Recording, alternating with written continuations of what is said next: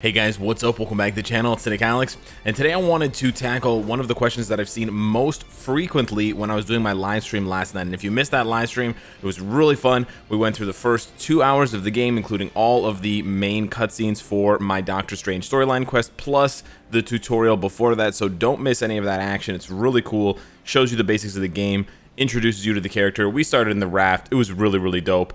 But now, this question I'm getting a lot from players is like, how open world, right? How open world is this game really? And that's a really good question, because a lot of times in gaming, especially in mobile gaming, they use the term open world. They use all of these terms, they throw these buzzwords around, and it's not to say that games aren't, fulfilling the promises that they're trying to make, but at the same time, as a player, you want to know before you get invested, how much is this really going to live up to the hype? And that's a difficult question to answer, of course, for a game that's brand new. But I'm going to try to answer that a little bit here today with this video. And who better to showcase the open world setting than a dude that can fly, Doctor Strange. You've probably already seen the Seaton video calling Doctor Strange a god. Just wait, guys, don't worry. We're going to have a tier list where it's just going to say gods or Omega gods. Oh, Omega gods. And it's just going to have all 8 characters. It's going to be great, guys. The tier list is going to be just fantastic. But anyways, who better to do it, right? Doctor Strange, very cool character. Looks so fly when he's flying around.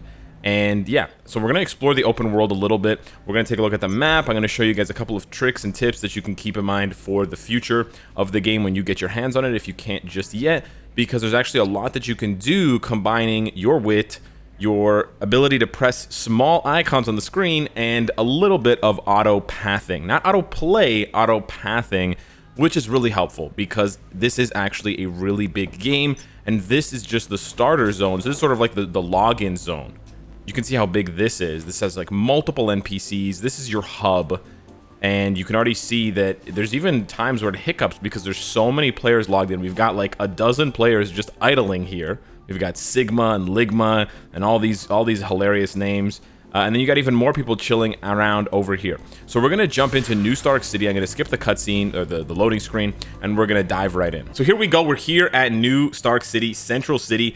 This is one of the zones that I've just recently unlocked. And so this is an extension of the original New Stark City zone that we were exploring yesterday. And as you can see from the map, it's pretty big and it's got a pretty interesting design. But as you can see, like, I do have a mission there in the top right corner, that purple mission.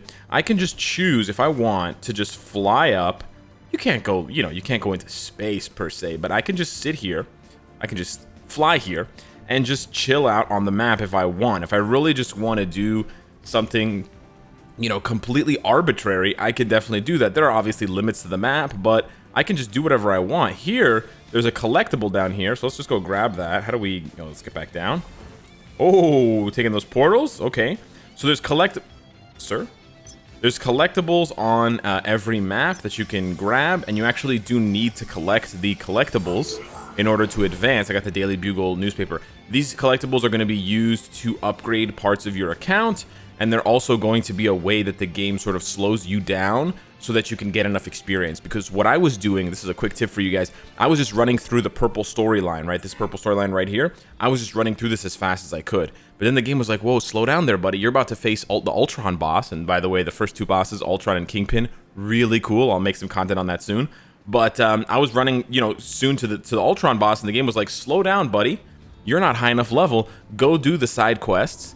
They're usually pretty menial. Help this person, grab this thing, save that human, or grab the collectibles. I had to do both of them. So in this case, what you can do is you can open up the mini map, and again, this speaks to how open world this game is. So you can see here on the mini map, those green exclamation marks, those icons, those are the side quests. The blue squares, the blue little cubes, are the collectibles. Oh, KINGPIN summoning. Should we just go to KINGPIN right now? I can't go to this location. Why not? Oh, he's summoning in a minute. This is another thing that's so cool about the game, and this is perfect. This is so organic and perfect because this speaks to how open world. Oh, he's gone. This speaks to how open world this game is. You see there, and I think they showed it off a little bit, but you can actually cycle between, quests, NPCs, then shops, and then high value targets. And every single city is going to have. Look at this. We just randomly bumped into a collectible while we were hunting for this opportunity to beat up KINGPIN. And beating up Kingpin is definitely worth the effort as far as the rewards go. Is there another collectible there? So yeah, I just love how it's just like perfectly timed. And of course I didn't time it. I had no idea when Kingpin was going to spawn. But this is perfectly timed to where it's so open world, right? This is really as close as you're going to get. Yeah, he's right here. Here we go. So this is as close as you're going to get to a true open world game, especially on mobile. So I'm going to give you guys some action here. I actually changed one of Doctor Strange's skills around. Oh, Eye of Agamotto. Let's go. We summoned a little Agamotto above our heads to do that green lightning damage. And you can see there, Kingpin's already getting peppered with damage. We've got some level 20 dudes helping us out. Nice. Really good. And we're just ganging up on him. This is going to give you Avengers... sorry, not Avengers, sorry, Marvel Heroes vibes for sure. The Devilry. This is going to give you vibes of, you know, any kind of MMORPG that you've played. It's really dope, guys. I really like this. So we're beating up Kingpin. He's got 3 bars of health left.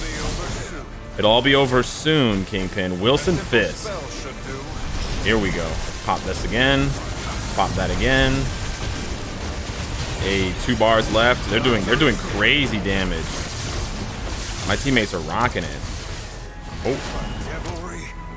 Didn't want to get hit by that. Kingpin's gonna hit hard, so you don't want to get hit by that. For sure. He's level 20, I'm level 15, so I can imagine if he does hit me. Hey, we defeated him. And there you go. And so this is really cool. And again, this speaks to the open worldness of the game. So you get a rank right away. Boom. So you can fight for glory. You can fight for top rewards. My daily reward count is at 0 out of 2. So I can only do this twice a day. So there's not this pressure to farm the boss endlessly, right? So I already this is my second time beating Kingpin. And again, both times were completely organically. I wasn't like sitting around planning to beat Kingpin. I just hopped into the game for 5 minutes because I was just, you know, thinking about the game, and I was like, I'm thinking about it. Why am I not playing it? And then I saw that Kingpin was spawning and he was there. So there's no pressure to beat the boss like 100 times a day, but then there's also pressure. There is pressure if you want it on who can do the most damage. So you can see there Iron Man up at the top. I don't know what his name is. It's a bunch of consonants, excuse me, with 350,000 damage. You can already see the gap between me and one of these more hardcore players. Maybe also that speaks to how his Iron Man is designed more for just pure DPS, and my Doctor Strange right now is he's still growing. He's still sort of checking his things out, so he's doing more crowd control, doing more, you know, debuffs and things like that, which is still helpful. And you can see Doctor Strange there was 3rd place with 117,000, so you can still do it, right, Arteri? But this is so cool. I really, really love this. So these are actual real players, Balefire and these guys here. They've got their alliances, X-Force, New Agent Alliance, etc. The New Agent Alliance is just default, but yeah, it's really so open world. It's really super duper cool. You can see there on the mini map in the top corner, I've got that purple little line that's telling me where this quest is if I want to do it. This fateful decision quest. I actually have another boss here in case I want to do it. That's on my map near me. Okay, some of these hand agents are kind of attacking me, but yeah, there's another boss here, Lord of the Crimson Fist. So I can path over to that with just a quick 2-tap. Tap the map once, tap the icon, and you're gone. It's a really intuitive system, and it makes the game, it can make the game sometimes feel like it's not open world because you're just zipping from location to location, but that's not the case. The game is super open world. The thing is that they've just designed it to be so intuitive and so user-friendly that you can really get a lot done without having to stress. Well, I'm taking a lot of damage. I gotta back up. I'm gonna die. The way I would describe it is essentially that it's gonna give you an open world without giving you the hassle of an open world. I think that's really the best way to describe it. Where I can be wherever I want, I can idle where I want, I can do what I want, whether I want to do main quests, side quests, or collectibles, or I can just chill around waiting for a particular boss to spawn to fight that boss for rewards and for completion. Nice, target capture rank reward. I got that from doing a little bit of damage to that Crimson Fist guy and then dipping because I was taking too much damage. So I kind of leeched there, sorry to my teammates, but on top of doing these for the rewards that you get, there's also the completion. I think I can find it here if I go over to records and I go over to challenge. No, not challenges. I'm still sort of trying to master these different windows and things, but I think is it collection? No, activity. Yeah. So in the activity log for New Stark City, and remember, I'm talking about how open world this game is. There are 5 zones, and I'm still just showing you the first zone. So we go to New Stark City, and you can see here my progress. How many epic missions have I completed? How many side quests? How many most wanted? The most wanted being these 7 sort of mini bosses slash bigger bosses that I can fight. And these are all going to spawn somewhere, and you can see here he is sort of a prime target, so he's got the 3 stars above the or under the skull. So you've got all these different mini bosses, and some of them are more iconic than others. Of course, you got KINGPIN and Ultron, and then you've got their sort of mini boss thugs. But not only beating them, you can see the available rewards. You get rewards, you get rank rewards. Like, this is really in depth, and it really rewards you for just understanding the environment that you're in, and then also being able to leverage the environment that you're in as much as possible to get rewards and to sort of position yourself to be where you should be when it's time for the fight to go down, kind of thing, right? For the revolution to start. So I really wanted to just make this video, and I'm really glad that that KINGPIN thing spawned so that it can show off truly how open world this game feels and how it's very unexpected. But I think at the same time, what's really great is that it cuts out all of the hassle of typical open world games. Typical open world games have so much running, so much traversal, and it does make the game feel open world, but it also makes the game feel kind of tiring. And what I think they've married here is this idea that we don't have to make the zones super big, right? This is a Marvel IP. We can make these areas feel really alive with lots of things to do, lots of NPCs, lots of bosses, and you can just fly around and do your thing in 5 different zones. And it's actually more than 5 zones, because like I said, New Stark City, this is actually comprised of this zone actually changed completely. It might actually be the same zone map wise, but it changed completely. It was daytime before, and now it's nighttime. There's different areas that are sort of like damaged and destroyed. So the city itself is evolving with me as I play,